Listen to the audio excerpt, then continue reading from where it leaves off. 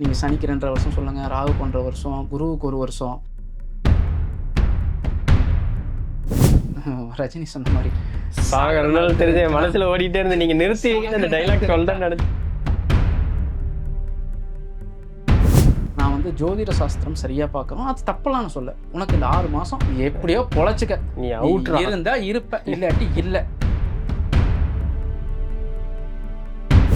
அவங்கள நீங்க நம்பி அதை வாங்குறீங்கன்னா உங்க உடம்புக்குள்ள எல்லா விஷயத்தையும் ஒருத்தன் ஒரு ஜாதகத்தை தூக்கிட்டு ஒரு ஜோசியர்கிட்ட வரானாவே ஆப்வியஸா பிரச்சனைகள் இருக்கான்னு தான்.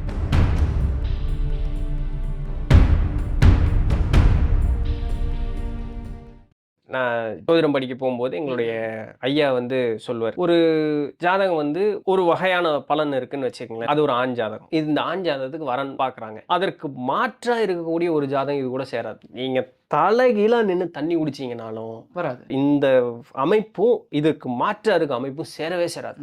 சேர்ந்ததுன்னா அது பிரியறது தான் வந்து ஒரு விடையே இருக்குமே தவிர சேரவே சேராதுங்கிறது தான் இயற்கையினுடைய நியதி. என்னமோ ட்ரிக்ஸ் எல்லாம் பண்ணி இயற்கையவே நீ ஏமாத்தி சேர்த்தினா அது உண்டான வேலையை அதை செஞ்சிடும். இந்த அமைப்பு இதற்கு ஒப்பான அமைப்போட போய் சேர்ந்தா மட்டும்தான் அது வாழ்க்கையில் நிம்மதியா இருக்க முடியும். இது சோதிடத்தினுடைய அடிப்படையான விதி.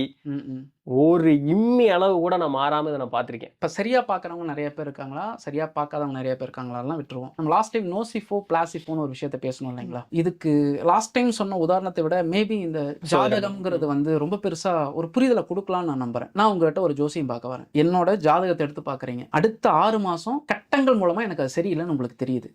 ஓ, நேத்து ஒருத்தர் கேள்வி கேட்டார். ஓகே ஓகே, நீங்க சொல்லுங்க. சரியில்லைன்னு தெரியுது. நீங்க என்ன பண்ணுவீங்க? நீங்க இல்ல, ஏன்னா இப்ப ஒரு சோதிடரா நான் என்ன சொல்றேன், ஒரு திசா புத்தி காலங்கள் சரியில்லை அப்படின்னு சொல்றது எனக்கு தெரிஞ்சு போச்சு. என் குரு எனக்கு சொல்லி தந்த மாதிரின்னு நான் சொல்லணும் அப்படின்னு சொன்னா நான் நேரடியாக உங்களுக்கு சரியில்லை அப்படிங்கிறத சூசகமா சொல்லுவேன்.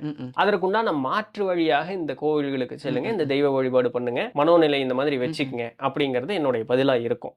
அப்படிதான் சொல்லுங்க. ஆக்சுவலா வந்து ஒருத்தன் ஒரு ஜாதகத்தை தூக்கிட்டு ஒரு ஜோசியர்கிட்ட வரானாவே ஆப்வியஸா பிரச்சனைகள் இருக்கான்னு தான். கண்டிப்பா. முதல்லாம் எப்படின்னா ஒரு ஜாதகத்தை கொண்டாந்து கொடுத்தா இப்போ உனக்கு இப்போ வேணா இப்போ ஒரு 6 மாசம் கழிச்சுவான்னு சொல்லிடுவாங்க. இந்த 6 மாசங்கிறது என்ன தெரியுங்களா? நம்ம நினைக்கிறது இது எனக்கு ஜோதிட ரீதியா தெரியலங்க. நான் ரொம்ப ப்ராக்டிக்கலா ஒரு விஷயத்தை பார்க்குறேன்னு வச்சுக்கோங்களேன். நீங்க சனிக்கு 2.5 வருஷம் சொல்லுங்க, ராகுக்கு 1.5 வருஷம், குருவுக்கு 1 வருஷம். பார்த்தா 4 கிரகம் வந்துருச்சா, மிச்சம் ஒரு 5 பெண்டிங் இருக்குது 9ல. இதுல சந்திரன் டெய்லியும் போறவர், சூரியன் மாசத்துக்கு ஒருக்கா போவார், சுக்கிரன் 1.5 மாசமா 3 மாசமான்னு தெரியல, செவ்வாய் அவர் ஒரு 1.5 மாசம். ஒருத்தனோட கட்டத்தில் என்னதான் மோசமாகவே இருக்கட்டுமே, அவனுக்கு ராகு சரியில்லை, சனி சரியில்லை, எதுவுமே சரியாப்பா. அட்லீஸ்ட் சூரியன் மாசத்துக்கு ஒருக்கா போகும்போது ஏதோ 4 கட்டத்துக்கு போகும்போது வருஷத்துல 3 மாசம் நல்லா இருந்துருவான்ல. பரவாயில்ல விடுங்க, சந்திரன் 2 நாளைக்கு ஒரு தடவை மாறிடுவாரு. ஸோ இதோட ஃபீலே என்னன்னா, இது எதுக்காக சொல்றேன்னா, அந்த ஒரு ரொம்ப எக்ஸ்ட்ரீமா இருக்குன்னா அப்போ சொல்ல மாட்டாங்க. 6 மாசம் கழிச்சுவான்னு சொல்லுவாங்க. அதோட விளைவு என்னன்னா 6 மாசத்துல ஆப்வியஸா நம்மளே ரீஜென்ரேட்.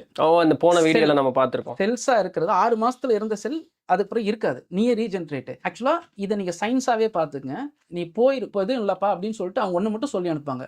உனக்கு நடக்கிறதெல்லாம் நல்லதுக்கு தான், இந்த கோயிலுக்கு போய் இந்த கோயிலுக்கு போய் எக்ஸசிவா சொல்லி அனுப்பாங்க. ஆக்சுவலா இது பிளாசிபோ எஃபெக்ட். உங்களுக்குள்ள நான் ஒரு நல்லதை விதைக்கிறேன், கெட்டது இருக்குன்னு உங்களுக்கு தெரிஞ்சிருச்சு. இப்போ நான் உங்கள்கிட்ட சொல்ல முடியாது. நான் என்ன பண்றேன், நான் 6 மாசத்துல நீ புதுசா மாறிடுவேன்னு எனக்கு தெரியும். நான் உனக்கு ஒரு நல்லதை விதைக்கிறேன். ஆப்வியஸா சொல்லுவேன், காலைல எழுந்திரிச்சு காலைல கோயிலுக்கு போயிரு, விநாயகர் கோயிலுக்கு போயிரு, சாயங்காலம் இதை பண்ணிரு. ஆக்சுவலா இந்த கோயிலுக்கு போகும்போது நீங்க நின்று என்ன பண்ணுவீங்க, பாசிட்டிவான திங்ஸை வேண்டுவீங்க.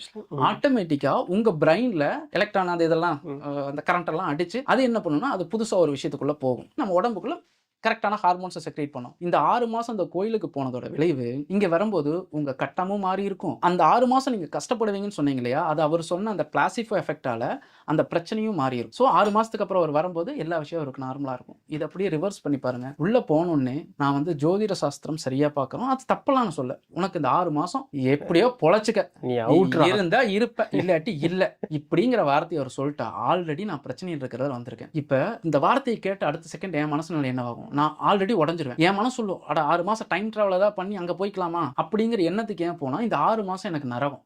இத படைத்தல், காத்தல், அழித்தல், இது மாதிரி மறைத்தல்னு ஒண்ணு சொல்லுவாங்க. இதெல்லாம் மறைத்தல் இருக்க வேண்டிய விஷயம். ரஜினி சொன்ன மாதிரி சாகரனாலும் தெரிஞ்ச என் மனசுல ஓடிட்டே இருந்து நீங்க நிறுத்துவீங்கன்னு அந்த டைலாக் சொல்றேன்னு நினைச்சு.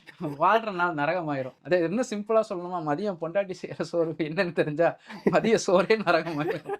அதுக்காக கல்யாணம்லாம் ஆகல பிரதர். நான் இது ஏன் சொல்றேன்னா, அது மறைத்தல்ல தான் இருக்கணும். இது ஆக்சுவலா நீங்க அவங்களுக்கு நல்லது சொல்றதால அவங்களுக்கு நடக்கல. அவங்க நம்புறதால மட்டும் தான் நடக்குது. அந்த விஷயத்த அவங்க முழுமையா உணர்றாங்க. ஏன்னா அவங்களுக்கு உங்க மேல நம்பிக்கை இருக்கு. அந்த முழுமையான உணர்தல் உங்க செல்ஸ்க்குள்ள ஆனா இது வந்து மித்தெல்லாம் கிடையாது. உங்க செல்ஸ்க்குள்ள அந்த விஷயம் நடக்குதுங்க. இந்த மாதிரியான கன்ஸ்ட்ரக்ஷன் யாரு பண்ணியிருக்கிறா? ஏன்னா இந்த உடம்புக்குள்ள அவ்வளோ விஷயம் இருக்குது. இந்த உடம்புனா நம்மளை இப்படித்தான் உருவாக்கி வச்சிருக்கிறாங்க. ஸோ இதுக்குள்ள எல்லாமே இருக்குது. இங்க நல்லது கெட்டது. ஏன்னா தெய்வத்தால் ஆகாதெனினும் முயற்சிதன் மெய் வருத்த கூலி தரும்னு சொல்லியிருக்காரு வள்ளுவர். அதோட அர்த்தம் என்ன? தெய்வத்தால் ஆகாதெனினும் எப்பா தெய்வத்தாலேயே முடியலனாலும் முயற்சிதன் கூலி தரும் அப்படின்னு இருக்காரு. நீ முயற்சி செஞ்சா தெய்வமே பக்கத்துல தான் இருக்கும்.